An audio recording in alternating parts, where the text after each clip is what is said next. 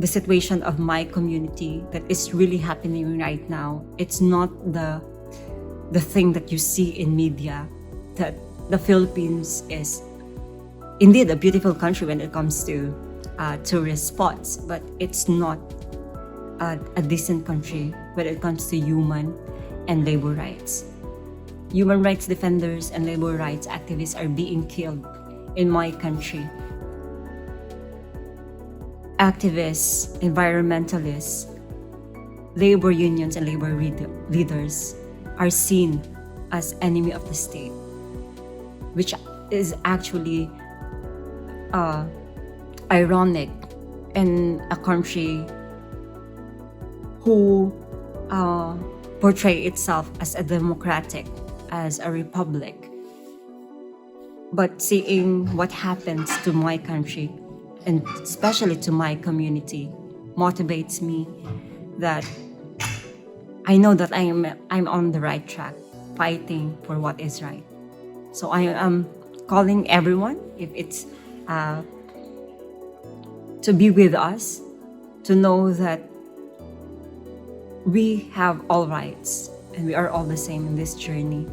So we are calling all the Kiwis living here in New Zealand to be with us in this fight, so that we can achieve together the just society that we are aiming for. International solidarity is important in a way that it gives an international pressure to those perpetrators of human rights and labor rights per se. So for the labor rights, we are aiming for decent work, to experience the dignity, to have a living, to live in a decent and dignified life. So having international solidarity solidify this call that we should continue in fighting, because there are people behind us supporting us. So that's really important. And also by that, it is a great power for me that in my own journey, that I am not alone. It gives me strength. It motivates me to continue. So right now, I'm still in the phase 1 of my action project on the research process part. So I'm focusing on analyzing the impacts of labor rights violations on unionist lives and their resiliency. The word resiliency, I framed it by the definition of the European Union, that being resilient is able to cope with or withstand difficulties and transition in just, democratic, and sustainable way. However, it's more on the economic side, but I'm also looking at how resilient these unionists are in terms of empowering others.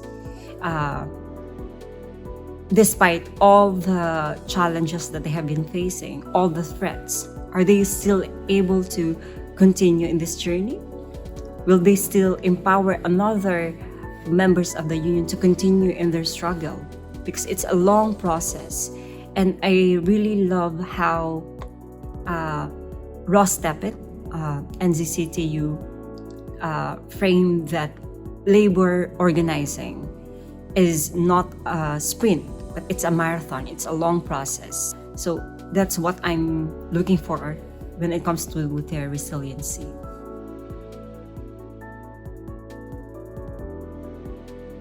The Mindanao Young Leaders Program provided me not only lenses in different cross-cutting issues such as human rights, labor rights, gender and social inclusion, but also provide me a critical overview on how to see these things, how to marry these issues, because they are all connected. It develops me into more mature, as I describe myself, mature in terms of thinking outside of the box, having system thinking. Like, although I recognize that as a young leader, I cannot resolve all the problems because I'm not Messiah, but in my own little ways, in my action project, I can contribute especially to my development challenge, which is to strengthen the resiliency of unionists. That all my learnings here in the program and also here in New Zealand, I can incorporate this when I go back to the Philippines, tell this to my community, share this knowledge, and collaborate with with their ideas, so that we can cope with better action project in phase 2 that really address their issue. Although it will not address all the problem, but it can contribute to their ongoing struggle.